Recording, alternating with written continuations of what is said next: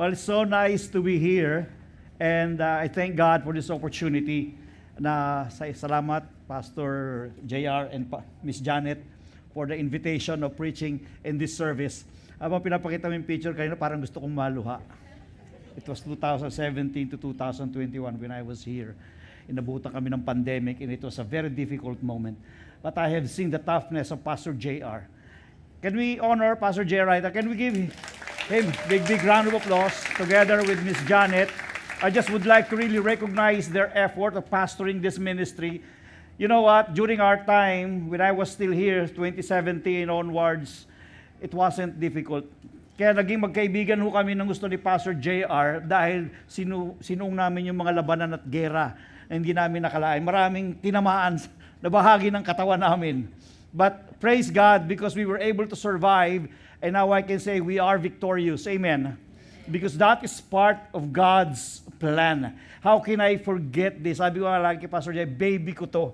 Okay? And of course, every glory must be given to God alone. Amen.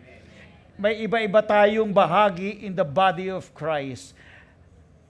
Kami ni Pastor JR nagsimula planting this church and looking back, parang kailan lang, parang kahapon lamang. Parang gusto kong balikan di ba? Kung pwede lang ako mag-preach dito every Sunday, Pastor JR No, kung pwede lang, but you know what? Ang Diyos ay may plano sa buhay ng bawat isa sa atin. Amen. God has a plan for this church.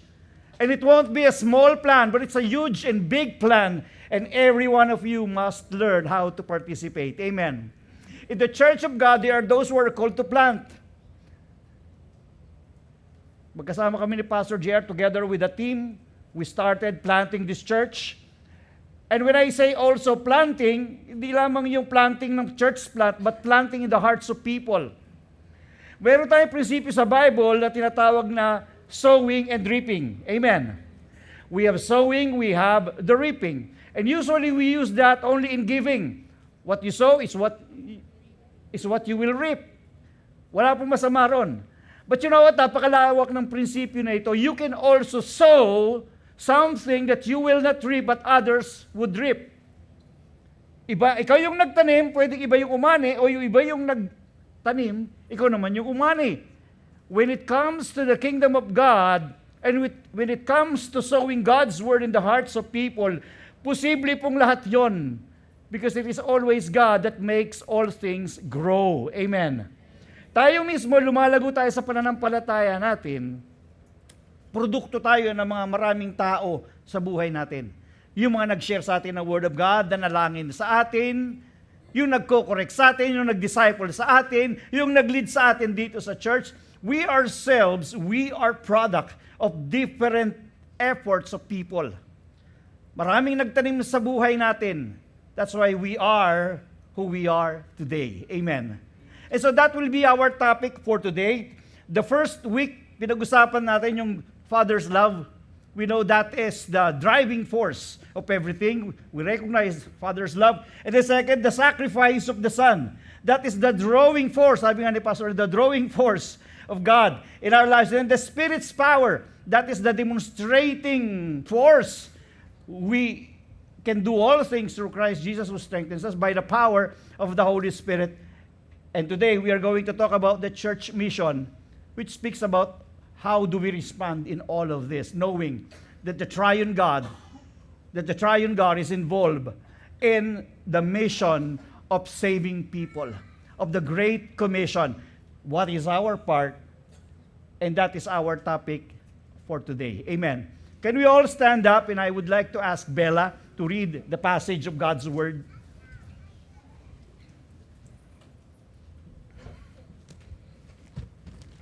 Good morning, church.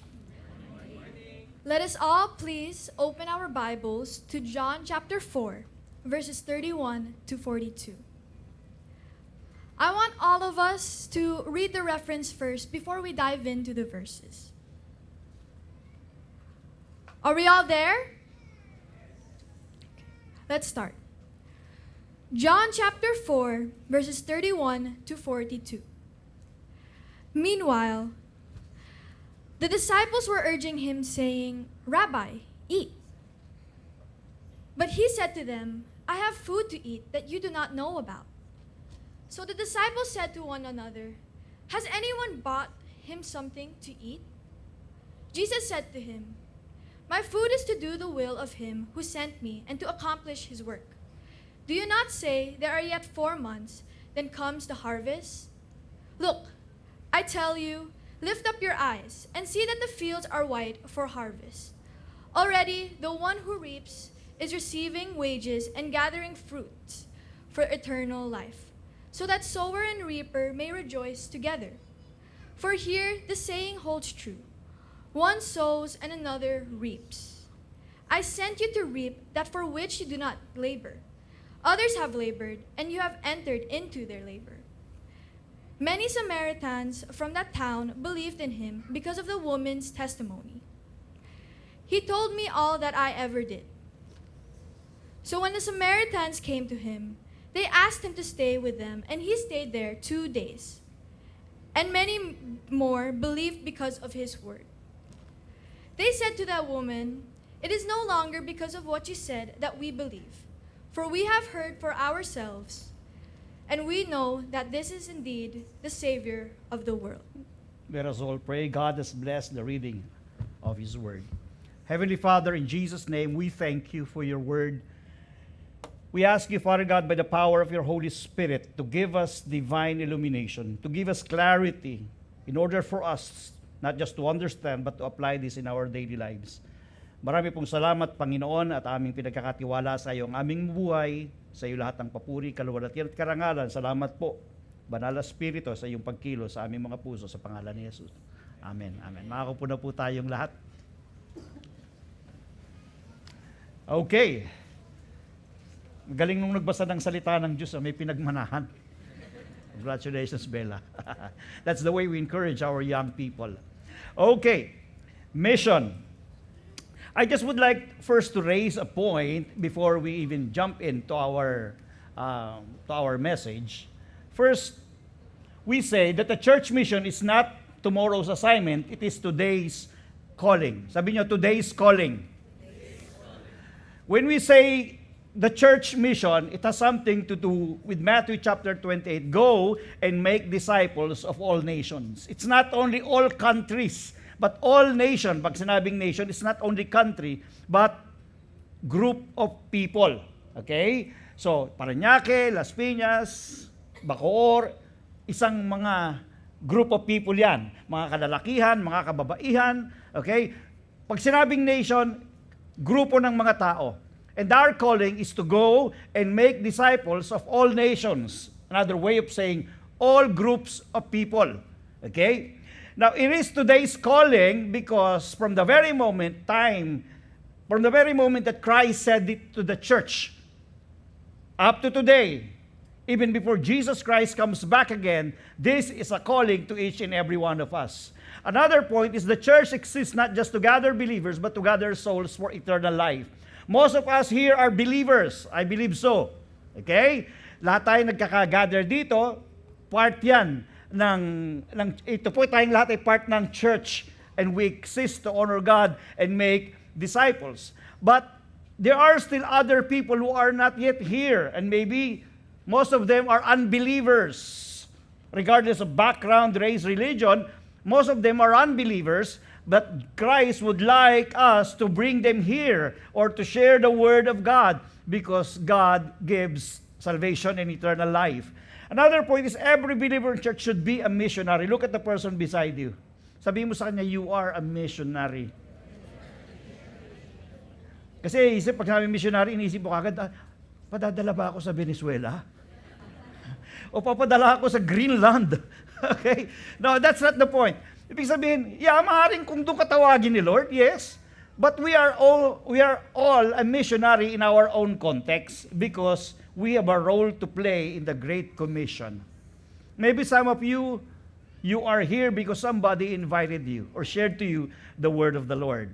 And so in the light of this, having the understanding that we are all a missionary, we need to respond appropriately to the Great Commission of God, to the mission that God has put in the church. So we are going to discuss all of these things in order for us to respond to the mission of God. First, We need to have the missionary eye in order for us to see people, not just as people, but harvest in the sight of God. We need to be sower and reaper, and we need to be joyful on whatever aspect, whether we sow, whether we reap. We need to experience the joy that comes from God. And we need to be we have our own testimony, right? Pag tinanong ko, paano ka binago ng Panginoon? Paano nga ba ako binago ni Lord? Pagka wala pa, mag-pray ka muna. Okay? Dahil no one has ever encountered Christ and remain unchanged. If anyone is in Christ, he is a new creation. The old has gone. Behold, the new has come. We have our own testimony that we can share to the world, and that can get their attention to listen to the most important message, and that is the gospel. So sisimulan po natin dyan. Okay? Tignan muna natin sandali yung background. Jesus went to Samaria, to Sychar.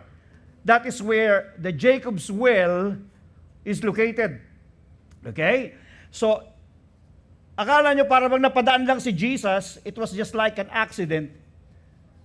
But wherever Jesus Christ was during his time was no accident. It was always providential and intentional because of the mission na meron siya. Amen.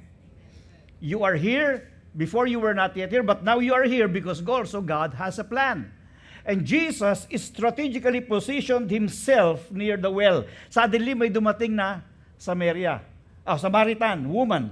Of course, nasa Samaria siya. Ang makikita niyo doon ay Samaritans. Okay? Yun po tawag sa mga tao doon sa Samaria. Now, sabi ni Jesus, pagdating ng babae, sabi niya, would you give me a drink? Yung babae, imbis na sumagot ayon dun sa hinihingi ni Jesus, ang sabi niya, paanong bibigyan kita ng tubig, Hudyo ka, Samaritano ako. So hindi niya sinagot kung bibigyan niya si Jesus ng tubig, kundi ang sinagot niya is, hindi dapat tayo nag-uusap. So woman was so focused on the barrier between them kasi may history yan. At ito yung the hostility between Jews and Samaritans ran deep centuries of ethnic, religious, and cultural division. Ang mga Samaritano, Israelites din po sila. Okay? Nakatira sila doon sa northern part, yung mga Hudyo naman nakatira sa southern part. Pero bakit nagkaroon ng divide? Nagkaroon ng Samaritan, nagkaroon ng mga Hudyo. Jews considered Samaritans impure and avoided them. Yet Jesus intentionally passed through Samaria primarily to connect, to say that there is no more barrier now that I am here. There's no more Jews, no more Samaritans. Salvation is open for everyone. Amen. Let us not focus so much on the barrier that we have between us believers and the unbelievers, because hindi natin sila madadala sa Panginoon if we are always focused on the barriers. Amen. Ako, hirap kausapin yan, Pastor, kasi member yan ng LGBT. And so what? Pastor, mahirap kausapin yan kasi ano yan Mason yan. Alam nyo, yung hardline ng Mason ay nakunik ko po sa church. And you know what? Right now, with patience and endurance, he's one of our active lay leaders in church. Mason yon. Pulis siya, abogado pa. Can you imagine kung gaano katigas yung ulo nun? Lagi kami nagdidebate. But by the grace of God, hindi ko tinignan yung barrier, at tinignan ko yung opportunity for me to share the gospel to him. Amen. At Jacob's well, he spoke with the Samaritan woman, breaking barriers of race, gender, religion, and morality. So, nung sabi niya, kung kilala mo lamang, sabi ni Jesus, kung kilala mo lamang kung sinong nangihingi ng tubig sa'yo, ikaw pa ang hihingi sa kanya. Siyempre, medyo nagulat yung babae. Lalo nung sinabi ni Jesus na yung tubig na ibinibigay ko sa'yo, ito yung regalo ng Diyos. Of course, I'm paraphrasing. At ito yung nagbibigay ng buhay. Sabi, saan mo kukunin yung tubig na yan? Ang balong ito ay napakalalim. Are you greater than our father Jacob? So, makikita nyo na nakipag-engage si Jesus, nagkaroon siya ng connection, nagkaroon ng question and answer. That stirred up this woman's curiosity. Up to such time, nang sinabi ni Jesus, o nang sinabi ng babae, give me this water. Nagkaroon na ng desire. You know what? If you were able to connect with people and see the message that you convey through your life, people will be so interested and find out, saan ka ba dumadalo? Ano bang meron ka? Nakita ko, ang saya-saya mo.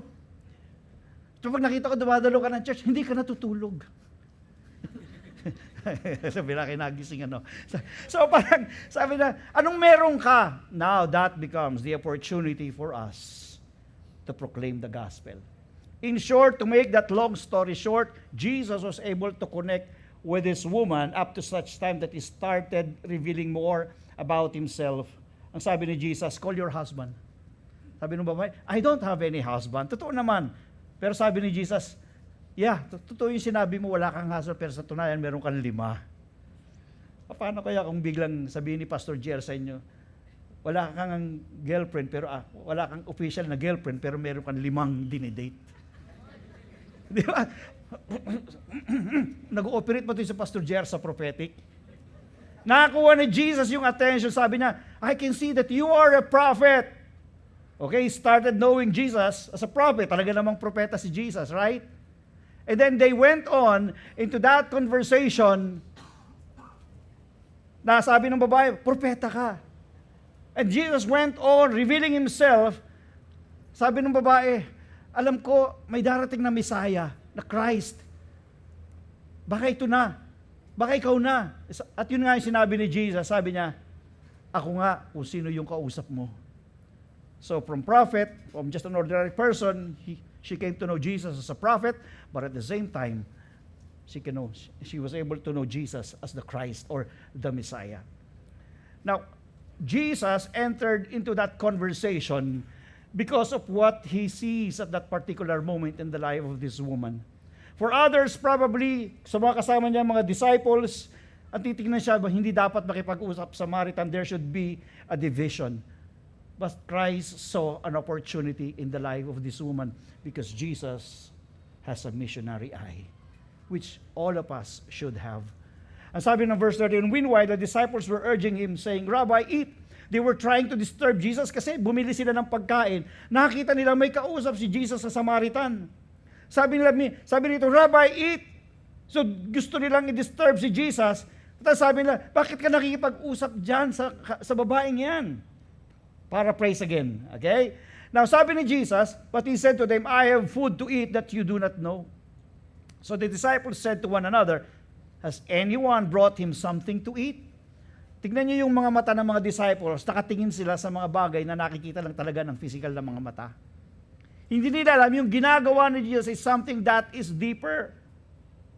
I know many of you are connecting with your friends. Minsan nililibre nyo pa ng Starbucks, di ba?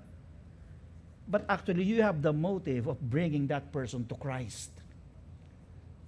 Mamumuhunan ka sa oras, isa mamumuhunan ka sa pera, if that is the only way for you to connect with that brother or sister. Amen. Sabi ni Jesus, my food is to do the will of Him who sent me and to accomplish His work. It's another way of saying, I am connecting with this woman because I am doing the will of God. Remember that Christ is the greatest missionary who looks at the will of God at His utmost priority. Lahat dapat ng bagay na ginagawa natin as a believer of Christ or a disciple of the Lord must be within the bounds of God's will. And we are always aware that at the back of every conversation, every opportunity to shake hands and to say hello and hi, even to unbelievers, is actually an opportunity for us to do the will of God. Amen. Our lives must be governed by the will of God, or else we will step out of His plan in our lives. Ano yung bagay na meron tayo, kahit na nga may pera ka, isipin mo yung pera mo, hindi lang para sa'yo. It is for the will of God. Amen. Bakit ka pumupunta rito? Because it is the will of God. Why do you think God placed you in that work or in that school? Because of the will of God. And you have to know that it's no accident why God strategically positions you to where you are right now. Amen. At dapat ang iniisip natin, yun ang ating priority. Lord, bakit mo ko dinala sa opisinang ito? Lord, bakit mo ko dinala sa school na to? Lord, bakit ko ba nakilala itong kapitbahay namin na ito? Whatever we have right now, our eyes must always be on the will of God. And that is our utmost priority. Jesus was there, although eating is good, right? Kumain na ba kayo? Sino yung kumain na? Taas ang kamay. Kunti pa lang. Si Pastor JR ang bahala sa inyo. Pumunta lang kayo sa lahat ng restaurant, sabihin yung pangalan niya. Tapos bayaran nyo. Okay? Now, si Jesus, bakit siya nandoon? Yeah, totoo yung mga kasama niya, mga disciples, bumili ng pagkain. But that's not the priority of Jesus. No time wasted. He went there in the Jacob's well because mayroon siyang katatagpuin. Okay? Ano ang will ni Lord kay Jesus? Bakit siya nagkatawang tao? Ito. For the Son of Man came to seek and to save the lost. For the Son of Man came to seek and to save the lost. Is that also our priority? I'm not asking you right now to go somewhere else to do that. Remember this, even in this nation, mas majority pa rin ang unbeliever kaysa sa believers. Do you agree? And if we are focused in doing the will of God, certainly we will participate in the mission of God of bringing souls into His kingdom. Now, so ang tingin ni Jesus, yung ginagawa niya, at ang tingin niya rin sa babae, opportunity for that woman to be saved. Hindi nakikita ng mga disciples yun. Akala nila, ang nasa isipan nila, bawal. Kasi Samaritan yan, mga Hudyo tayo. Yung mga Samaritan kasi alam nyo, naging intermarry sila sa ibang lahi, which pinapagbawal ni Lord sa mga Israelites. Kaya nagkaroon ng divide. Yung mga Hudyo na natiling, ang napapangasawa nila ay mga kapwa nila Hudyo. Samantalang yung mga Samaritan, yung mga Israelites na yon, nag-intermarry, kaya Samaritan. Nagkaroon ng divide. So hindi dapat magsama. Merong moral, merong spiritual divide among them. But Jesus didn't look at the woman as someone separated. He looked at the woman as an opportunity for harvest. Sabi niya, do you not say that there are yet 4 months, then comes the harvest? Look! Sabi niyo nga, look. Sabi ni Jesus, look! Because the disciples were looking on other things. They were looking on barriers. O kung kausapin niya ang woman na yan. Yun ang tingin nila. But sabi ni Jesus, look! I tell you, lift up your eyes and see that the fields are white for harvest. Itinuro ni Jesus yung mga Samaritano. Sabi ni Jesus, see that the fields are white for harvest. Wow! Jesus looks at the Samaritan. Yes, while he was aware na mayroong disparity between the Jews and the Samaritans, pero ang tingin ni Jesus, harvest yun. Sa mga salesman, pag nakakita ng maraming tao, anong tingin nila? Wow, marami akong mabibentahan.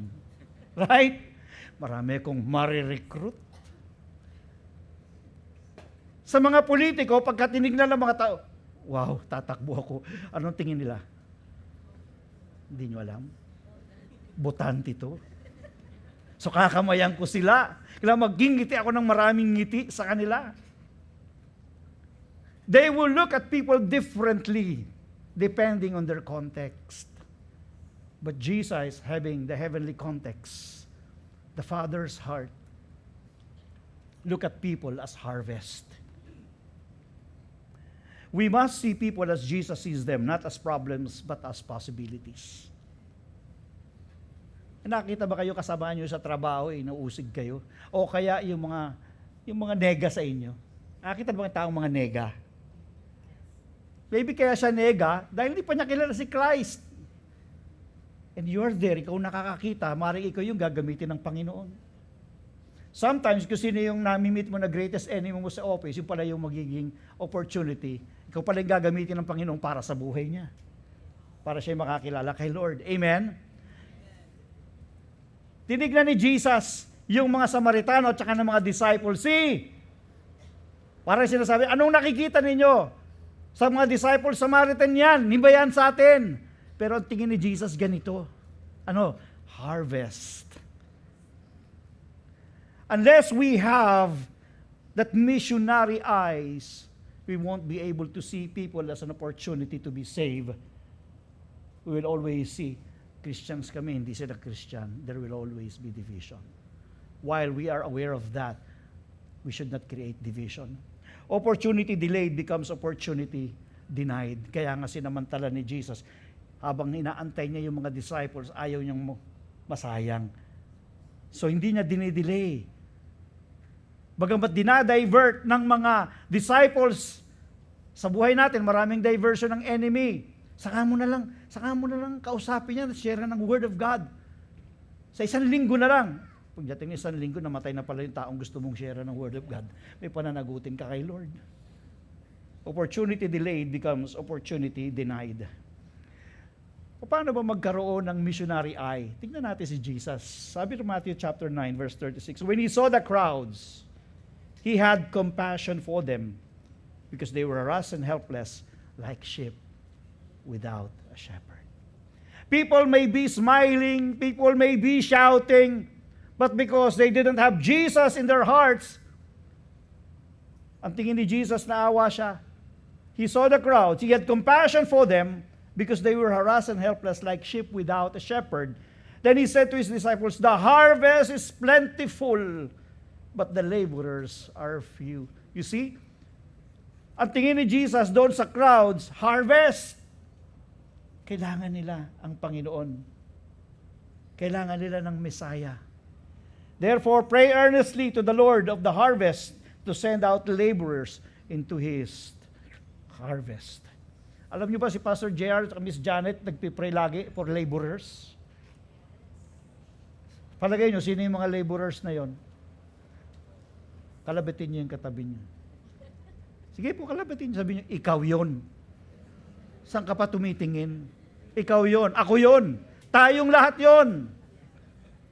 We are the laborers and we need to harvest souls and bring them into the kingdom of God. Now, yung isa, ang hirap wala akong makita na po pwedeng share ng Word of God.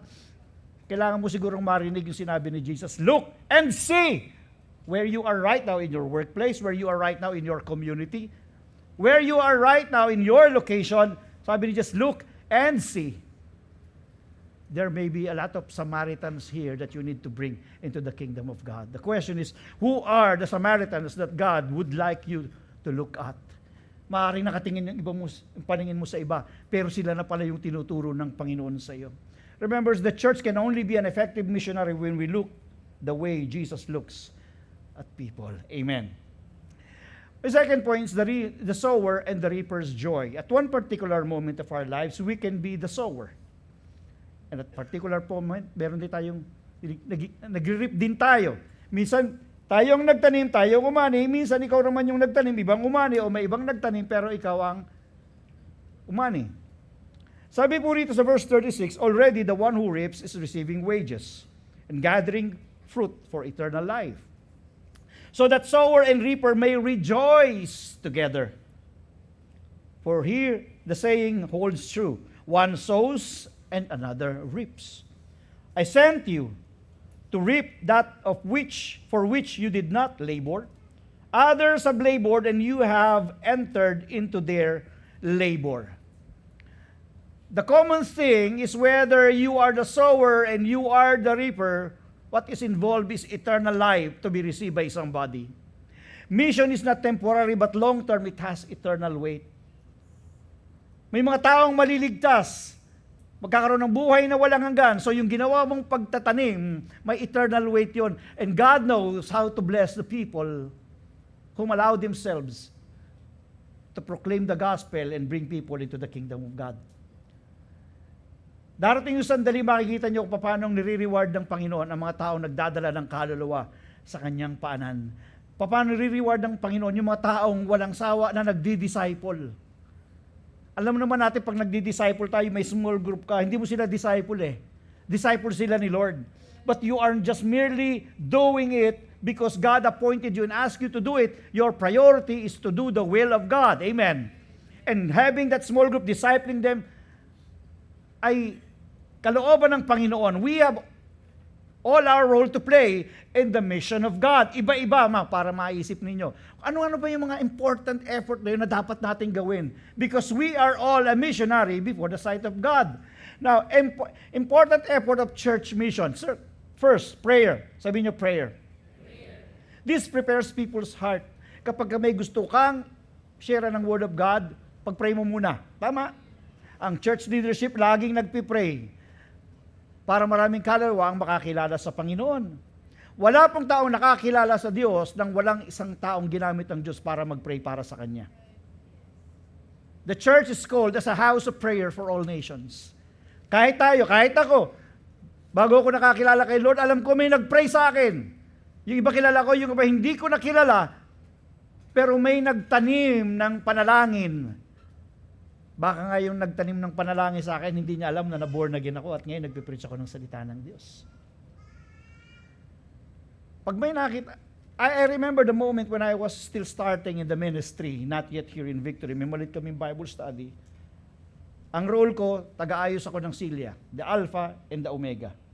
Taga-ayos at saka taga-ligpit. Wala naman akong alam na gawin sa ministry noon. Tinatanong, gusto mo bang music? Okay na ito, maglinis. Mag-ayos ng silya. Bawat share, papanalangin ko, Lord, kung sino man ang uupo sa mga upuang ito ay makakilala sa iyo kung di pa nakakilala sa iyo. At kung nakakilala sa iyo, palaguin mo. 100 silya, pag-pray ko isa-isa iyo, wala kahit paulit-ulit na yung prayer ko sa bawat isa. Kasi yun lang yung alam kong kaya kong gawin. Because as I said a while ago, God strategically placed us to a place where we can be a blessing for people. But we always have the opportunity to sow. Mamaya po, pag alis niyo sa upuan ninyo, pag-pray nyo niyang upuan ninyo, kung next Sunday may uupo dyan na unbeliever, sabihin nyo kay Lord, Lord, makakilala sa iyo. Amen? Church should be a praying people. Second is conversation. You usually connect first, di ba? Kakausapin muna, kumusta, pag may nakilala kang bago. At nagiging mabait ka sa kanya because you would like that person to be connected to the kingdom of God. You create connection first. Amen? Bago naman tayo nag-share ng Word of God, kinikilala muna natin eh. Di ba? Even in doing small group, bago maging part ng small group, kinakausap mo natin. That conversation is so important because you create connection. Second is testimony. Gets people's attention by your testimony. Misa may lumalapit sa inyo, humihingi ng payo. May problema ako sa asawa ko. Anong problema mo? Kasi asawa ko nangangaliwa. Hindi mo sasabing, yun din ang problema ko eh. Patay. Di ba? Hindi. Maaaring nagsasabi yun sa'yo dahil malapit na yung loob sa'yo, then you share your testimony. Maaaring pareho kayo ng testimony. I don't know where area you can connect, but your testimony is a strong message for you to get people's attention. Hindi sila maboborn again sa testimony nyo, kundi sa gospel. But makukuha yung attention nila. At tatanungin nila, paano mo napagtagumpayan? Then you can start sharing the gospel. Amen? Another is invitation.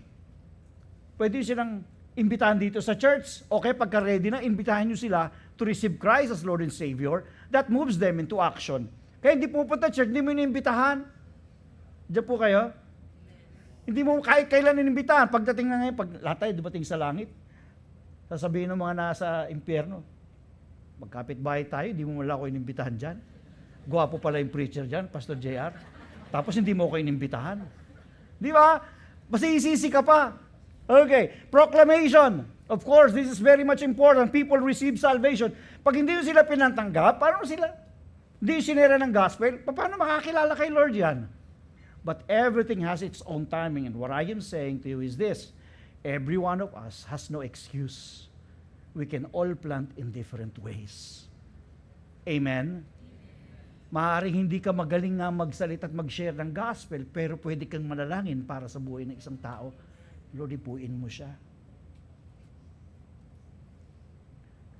Alam nyo, ako yung unang na-born again sa pamilya. I started praying for every member of my family first sa mga kapatid ko. Kilala niyo ba si Pastor J.R. Ramirez? Parang natatandaan ko yung pangalan niya. Siya, hindi ko na-share ng Word of God na ipanalangin ko. Pero yung dalawa ko pang kapatid, yun na-sharean ko talaga. Yung isang pinakamadali yung babae, pag-share ko ng gospel sa kanya, sumama kagad sa akin sa church. Yung panganay, sinunod ko, sabi niya sa akin, sipahin kita, lumayas ka sa harap ko. Ako'y kumakanta sa simbahan, tapos i-sharean mo ko ng Word of God.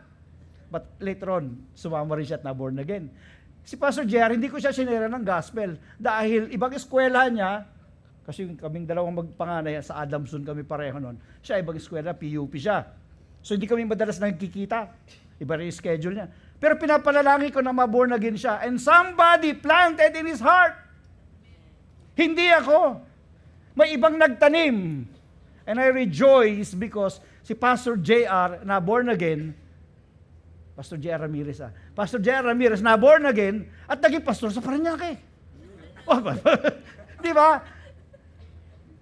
You know, we have our role to play. Hindi nyo alam kung ano ang pupwedeng magawa ng contribution natin into the kingdom of God. All of us are called to sow. At one particular moment, tayo ay aani.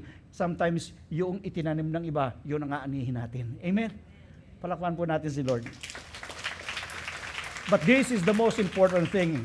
Sabi ng 1 Corinthians 16, verse 6, I planted, Apollos watered, and God gave the growth.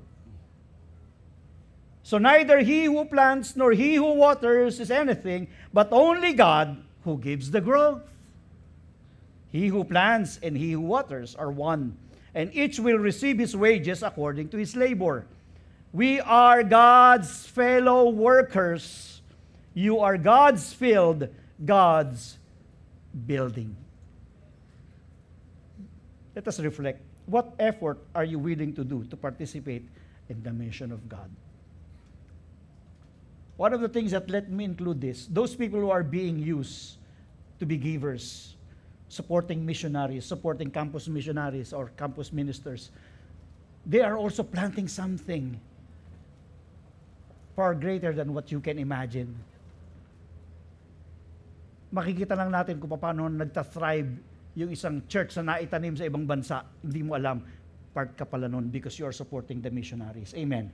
Na-reach yung isang campus, na born again yung presidente ng student government doon dahil mayroong mga taong nagpunta sa campus, naging campus minister, at sinera ng Word of God yun. Katunayan, one of the persons I'm discipling right now used to be the president of ng student government sa University of Makati. Now, I'm mentoring him for greater leadership. Pero hindi ako nagtanim sa kanya. Nang una, may ibang nagtanim sa kanya. You see, every effort is important kung gagawin lang natin yung ating part.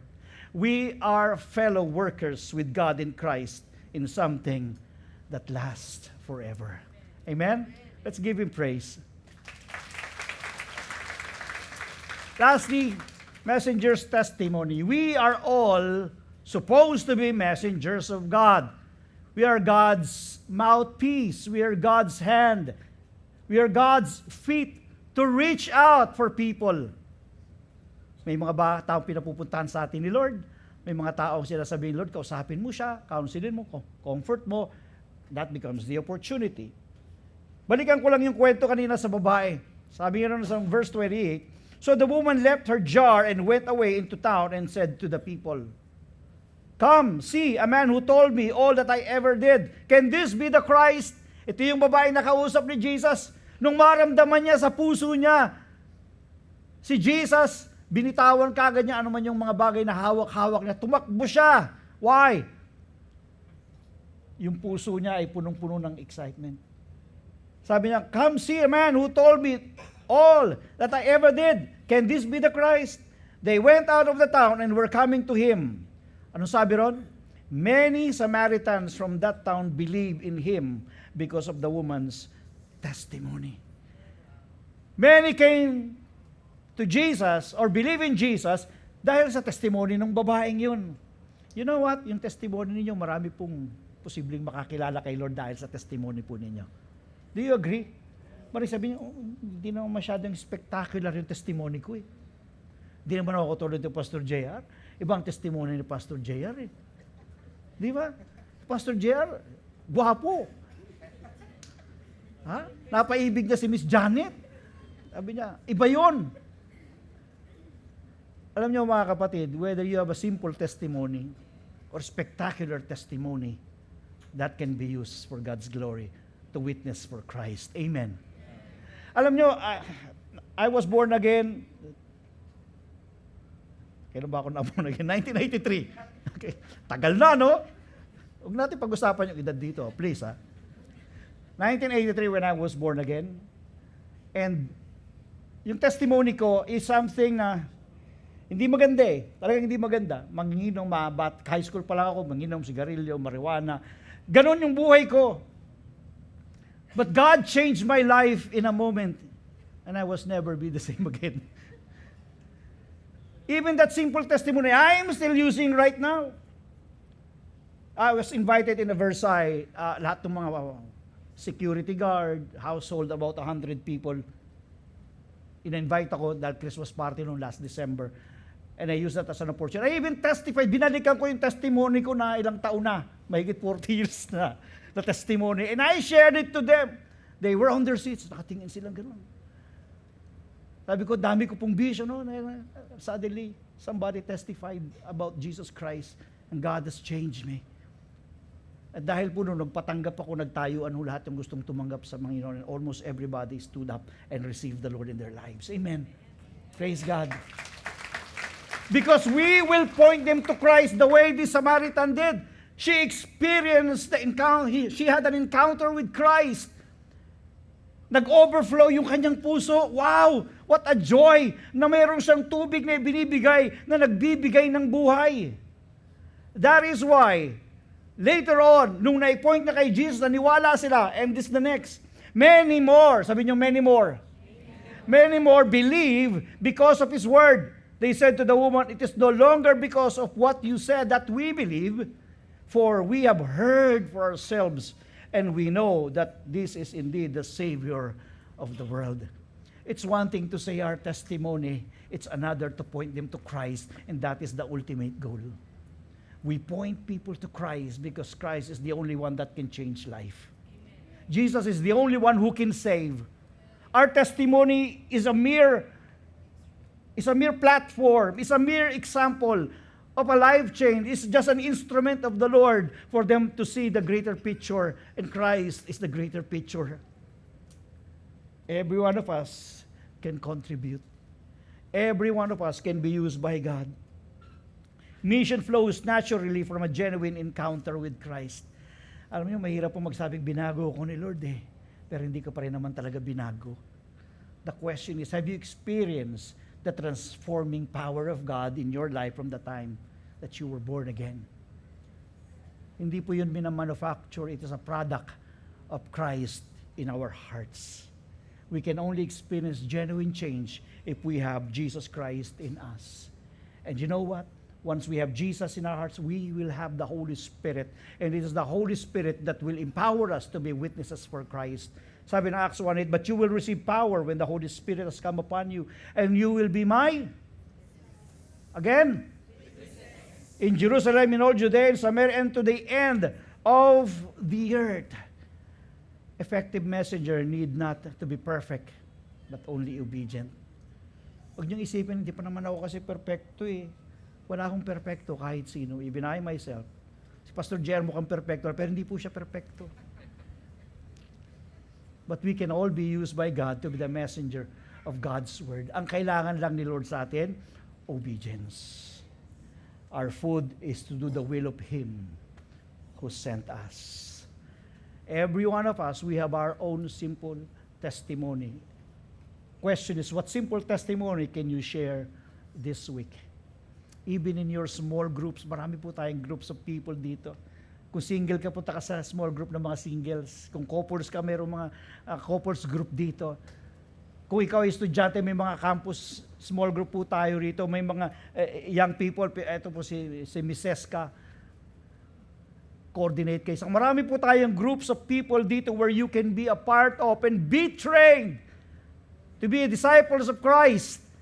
And you are being empowered and trained how to obey the Lord in soul winning. I would like you to have this in mind for us to be even more empowered to be a witness. The fields are not empty. They are white for harvest. The church should wake up. Amen. Sabi mo sa katabi mo, wake up. We should all wake up. Walang gagamitin ng Panginoon, hindi po yung mga aso at pusa at mga kalabaw. Hindi po mga unggoy ang gagamitin ng Panginoon. Ang gagamitin niya is you and me because we have a great testimony that we receive Christ and transformed by the Lord Jesus Christ. Amen. Come on, let's give Him praise. Let us be therefore encouraged that we need to have the missionary's eye. Let us see people as harvest. Let's see everything as an opportunity. Let us be sower and reaper as well. And let us experience the joy that comes from the heart of God because of the eternal life that is to be reaped. And let us have the messenger's testimony. We are the messengers of God. Everyone, all our testimony can be used by God as an instrument. Don't look for anyone else.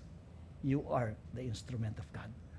That's the way we participate in the mission. Kita niyo po, marami pang silyang bakante. Yung mga bakante yan, pag-pray nyo mamaya, para next Sunday, makikita ng Lord, mapupuno yan ng tao. Amen. IMC vacant chairs as harvest. Opportunity for harvest. That's also the way we should look at it. Pastor JR, kulang na yung mga silya ninyo. Marami pang pwedeng dahil magsisiksikan tayong lahat dito. Amen. Come on, let's give Him praise. An opportunity for harvest is coming. You need to participate. You need to prepare yourself. Kaya yung mga iba sa inyo, hanggang ngayon wala pa rin small group. Magpunta na ho kayo, magpa-register na kayo, maging part kayo ng small group because yung mga small group na naroon, sila yung nagpapatuloy sa paglago. Hindi lamang ho sila nakaupo every Sunday. Sila po yung lumalagot na gagamit ng Panginoon. Hindi kayo mapupuno kung walang nagpupuno sa inyo. You need additional help from discipleship leaders that you have in this church. Amen. Bow down your head, please. Thank you, Lord. Jesus is the greatest missionary. Not only because He came to seek and save the lost, but the instrument that He used in order to seek and to save His own life. He sacrificed Himself on the cross so that He could connect you and me to the Father. Some of you may be here, maybe this is your first time, you are not used to this environment, but let me tell you this, kapatid, mahal ka ng Panginoon. The goal of this church is just to bring you to Christ, to have a personal living relationship with Him. And if today you can feel the Holy Spirit is touching you at sinasabi sa iyo ni Lord, isuko mo na yung buhay mo sa akin, do not delay. This is an opportunity for you to receive the Lord. If you are that person, will you please lift up your hands and I will help you. And I will pray with you. Yes, thank you. The Lord can see you well. Just lift up your hands wherever you are. Nakikita kayo ng Panginoon. Just thank you for that hand. Last call. Those who would like to truthfully receive Jesus as your Lord and Savior, taas nyo lang po yung inyong kamay. There's nothing wrong. Yes, thank you. Thank you for those hands. Thank you. Sumabay lang po kayo sa panalangin ito. Sabihin ninyo, Panginoong Jesus, maraming salamat sa pag-ibig mo. Minamahal din kita. Patawarin mo ako. Ako'y makasalanan. Linisin mo ako ng iyong banal na dugo. Inaalay ko sa iyo ang aking buhay. Ikaw na ang aking Panginoon at sariling tagapagligtas simula ngayon. Ako'y nananampalataya. Ikaw ay namatay sa krus at nabuhay na muli para sa aking kaligtasan. Inaangkin ko, ako'y anak na ng Diyos. May buhay na walang hanggan. Baguhin mo ako, Panginoon, at ako'y magpatuloy na maging tagasunod mo sa habang buhay. Ang buhay kong ito, simula ngayon, ay para lang sa iyo.